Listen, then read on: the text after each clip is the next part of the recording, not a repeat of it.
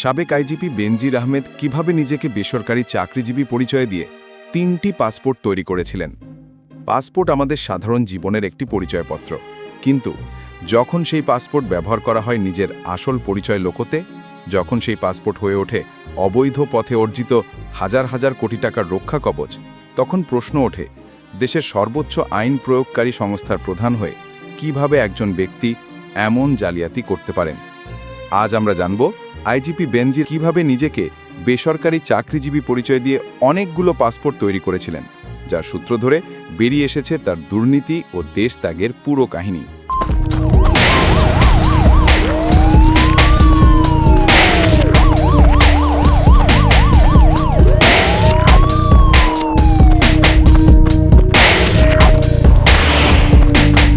বেনজির আহমেদের বিরুদ্ধে অভিযোগ তিনি তার দীর্ঘ কর্মজীবনে পুলিশের ডিআইজি, অতিরিক্ত আইজিপি, র্যাবের মহাপরিচালক বা ডিজি, ঢাকা মহানগর পুলিশের কমিশনার এবং সবশেষে পুলিশ মহাপরিদর্শক আইজিপির মতো অত্যন্ত গুরুত্বপূর্ণ পদে ছিলেন। সরকারি কর্মচারী হিসেবে তার এবং তার পরিবারের নীল অফিসিয়াল পাসপোর্ট পাওয়ার কথা ছিল। এমনকি কূটনৈতিক সফরে তিনি লাল পাসপোর্ট ব্যবহারের সুযোগও পেতেন। কিন্তু সূত্র বলছে বেনজির আহমেদ কখনোই সরকারি কর্মকর্তা হিসেবে এই পাসপোর্ট নেননি। অথচ তিনি তার প্রথম পাসপোর্ট তৈরি করেন যখন তিনি ছিলেন ডিআইজি। এরপর ২০১৭ সালে র্যাবের ডিজি থাকার সময়ও তিনি একাধিকবার সেই পাসপোর্টের নবায়ন করেন, আর প্রতিবারই তিনি তার আসল পরিচয় গোপন করে নিজেকে একজন বেসরকারি চাকরিজীবী বা নন গভর্নমেন্ট এমপ্লয়ি হিসেবে উল্লেখ করেছেন। আপনারা শুনলে অবাক হবেন, দুর্নীতি দমন কমিশন তদন্তে জানতে পেরেছে বেনজির আহমেদ এই জালিয়াতি করে মোট ৭টি পাসপোর্ট ব্যবহার করেছেন। কি দরকার ছিল এতগুলো পাসপোর্ট আর এমন ভুয়া পরিচয়ের? উত্তর একটাই, অবৈধ সম্পদের পাহাড় গড়া এবং সরকারের নজরদারি এড়ানো। যখন তার পাসপোর্ট নবায়নের জন্য আসত, তখন পাসপোর্ট অফিসের কিছু কর্মকর্তা আপত্তি জানিয়েছিলেন, কারণ একজন এত উচ্চপদস্থ সরকারি কর্মকর্তার পাসপোর্ট বেসরকারি চাকরিজীবী পরিচয় তৈরি হচ্ছে, এটা অস্বাভাবিক। নিয়ম অনুযায়ী সরকারি কর্মচারীদের পাসপোর্ট পেতে বিভাগীয় ছাড়পত্র বা এনওসি লাগে। বেনজির সেটি কখনোই নেননি, তবে সেই আপত্তি ধোঁপে ডেকেনি। সূত্র জানায় বেনজির তার অবৈধ প্রভাব খাটিয়ে সব বাধা এড়িয়ে গেছেন। পাসপোর্ট অফিসের অতিরিক্ত মহাপরিচালক সহ মোট ১৫ জন কর্মকর্তাকে জিজ্ঞাসাবাদ করেছে দুদক। তাদের জবানবন্দি থেকেই জানা যায় ঊর্ধ্বতন কর্মকর্তাদের চাপে এবং চাকরি হারানোর ভয়ে তারা বেনজিরের ভুয়া পরিচয়ের পাসপোর্ট অনুমোদন করতে বাধ্য হয়েছিলেন। এক কর্মকর্তা তো র্যাব হেডকোয়ার্টারে চিঠি পাঠিয়েছিলেন যাচাইয়ের জন্য, কিন্তু জবাবে উল্টো বেনজিরের পাসপোর্ট দ্রুত ইস্যু করার নির্দেশ আসে। সরকারি চাকরির বিধিমালা এবং বাংলাদেশ পাসপোর্ট আদেশ ১৯৭৩ অনুযায়ী তথ্য গোপন করে বা মিথ্যা তথ্য দিয়ে পাসপোর্ট নেওয়া একটি গুরুতর ফৌজদারি অপরাধ। এই অপরাধে সর্বোচ্চ ৬ মাস জেল ও জরিমানা হতে পারে। এই পাসপোর্ট জালিয়াতির ঘটনাটিই ছিল বেনজির আহমেদের বিরুদ্ধে দুদকের মামলার অন্যতম প্রধান ভিত্তি, কারণ এই জালিয়াতি প্রমাণ করে যে তিনি তার অবৈধ কার্যক্রম আড়াল করার জন্য শুরু থেকেই একটি মিথ্যা পরিচয় তৈরি করে রেখেছিলেন।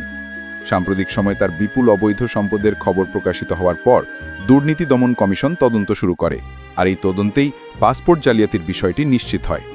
দুদক উপপরিচালক হাফিজুল ইসলামের নেতৃত্বে একটি দল পাসপোর্ট অধিদপ্তরের কর্মকর্তাদের জিজ্ঞাসাবাদ করে এবং অবশেষে এই জালিয়াতির জন্য বেনজির আহমেদ এবং পাসপোর্ট অধিদপ্তরের ৪ জন কর্মকর্তা, যার মধ্যে সাবেক পরিচালকও রয়েছেন, তাদের বিরুদ্ধে দুর্নীতি দমন কমিশন সুনির্দিষ্ট মামলা দায়ের করে। মামলার ধারায় স্পষ্ট উল্লেখ করা হয়েছে প্রতারণা, জালিয়াতি এবং অপরাধমূলক অসদাচরণ। এই মামলা ও তদন্তের মুখে বেনজির আহমেদের পরবর্তী পদক্ষেপ কী ছিল? তিনি দুর্নীতি দমন কমিশনের তলবে হাজিরা দেননি। অবৈধ সম্পদের বিষয়ে জিজ্ঞাসাবাদের জন্য তাকে ৬ জুন এবং পরে সময় বাড়িয়ে ২৩ জুন দুদকে হাজির হতে বলা হয়েছিল, কিন্তু প্রতিবারই তিনি সময় চেয়েছেন বা অনুপস্থিত থেকেছেন, কারণ ততদিনে তিনি সপরিবারে দেশ ত্যাগ করেছেন। ধারণা করা হয় ৪ মে তিনি দেশ ছেড়েছেন।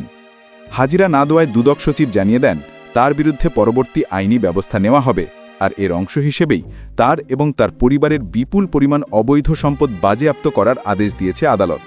গোপালগঞ্জ, মাদারীপুর, নারায়ণগঞ্জ, বান্দরবন, এমনকি ঢাকা ও দুবাইয়ের ফ্ল্যাট, শেয়ার, ব্যাংক হিসাব সব মিলিয়ে প্রায় ৬২১ বিঘা জমি ও সম্পত্তি বাজেয়াপ্ত করার নির্দেশ দেওয়া হয়েছে। ভুয়া পাসপোর্ট ব্যবহার করে যিনি একসময় ক্ষমতা ও প্রভাব খাটিয়েছিলেন, সেই ভুয়া পরিচয়ই এখন তার দুর্নীতির অন্যতম শক্ত প্রমাণ। বেনজির আহমেদের ঘটনা দেশের আইন প্রয়োগকারী সংস্থার ইতিহাসে একটি কালো অধ্যায়। একজন আইজিপি যখন তার সর্বোচ্চ ক্ষমতার সময় একটি সাধারণ পরিচয়পত্র পাসপোর্ট নিয়ে এমন জালিয়াতি করেন, তখন তা কেবল একটি ব্যক্তির অপরাধ থাকে না, তা পুরো ব্যবস্থার ওপর মানুষের বিশ্বাসকে নাড়িয়ে দেয়। তবে এই ঘটনা প্রমাণ করে সময় লাগলেও সত্য একদিন প্রকাশিত হবেই। আর এই সত্য উদ্ঘাটন করেছে দেশের সংবাদ মাধ্যম এবং তাকে অনুসরণ করে দুদক। দ্য রিভিল মাস্টারের সঙ্গে থাকুন। এ সংক্রান্ত আরও কোনো নতুন তথ্য বা মামলার অগ্রগতি হলে আমরা আপনাদের সামনে নিয়ে আসব। আমাদের এই অনুসন্ধানী প্রতিবেদনটি আপনার কেমন লাগলো কমেন্ট করে জানাতে ভুলবেন না। লাইক করুন, শেয়ার করুন এবং চ্যানেলটি সাবস্ক্রাইব করে আমাদের পাশে থাকুন।